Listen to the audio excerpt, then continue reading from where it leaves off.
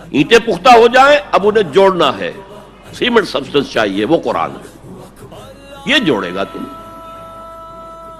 چنانچہ یہی بات حضرت شیخ الہند مولانا محمود حسن دیوبندی اسیر مالٹا نے اپنی اسیری سے رہائی پانے کے بعد واپس جب آئے ہیں تو دیوبند میں علماء کے ایک بڑے اجتماع سے خطاب کر کے کہی ہے۔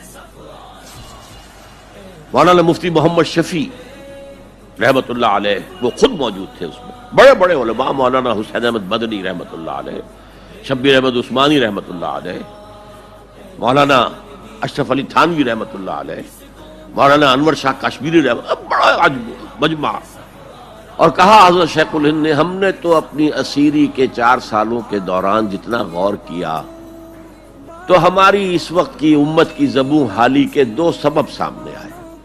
مولانا مفتی شفیع لکھتے ہیں، ان کی کتاب وحدت امت کے نام سے، کہتے ہیں کہ پورا مجمع ہمہ تن گوش ہو گیا کہ یہ شیخ الشیوخ استاد العلماء عمر کے اس آخری درجے میں اس حد پر آ کر اب نیا سبق کون سا سیکھ کر آیا؟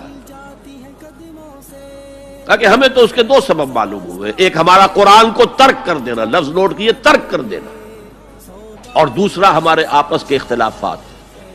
چنانچہ میں تو یہی فیصلہ کر کے آیا ہوں کہ اب زندگی جتنی باقی ہے 2 ہی کاموں میں لگاؤں گا، ایک تو یہ کہ ناظرہ قرآن پڑھنے کے مکتب گلی گلی کھل جائیں اور عوامی درس قرآن کے ذریعے قرآن کے پیغام اور قرآن کے حکمت سے لوگوں کو روشناس کرایا جائے۔ عوامی درس قرآن کا لفظ استعمال کر رہا ہے شیخ الہند، جنہیں میں 14ویں صدی کا مجدد اعظم سمجھتا ہوں۔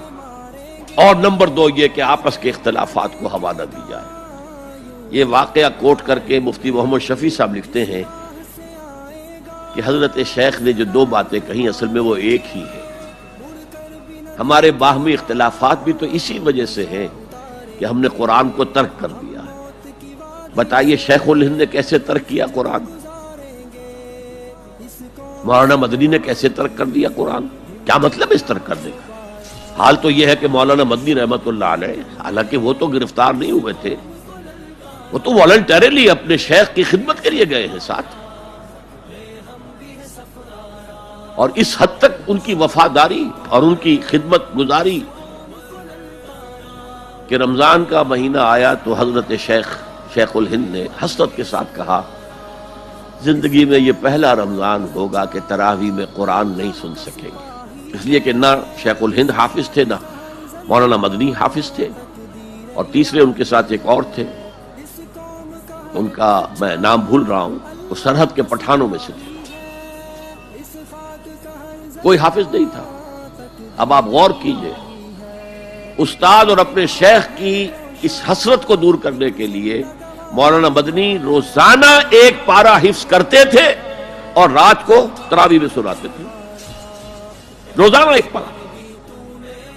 اور یہ انہونی بات نہیں ہے، جب ساری زندگی قرآن ہی سے شغف رہا ہے تو وہ ہے تو صحیح ذہن میں، اب صرف ان کے لنکس ملانے ہیں آپس میں، اور کیا ہے؟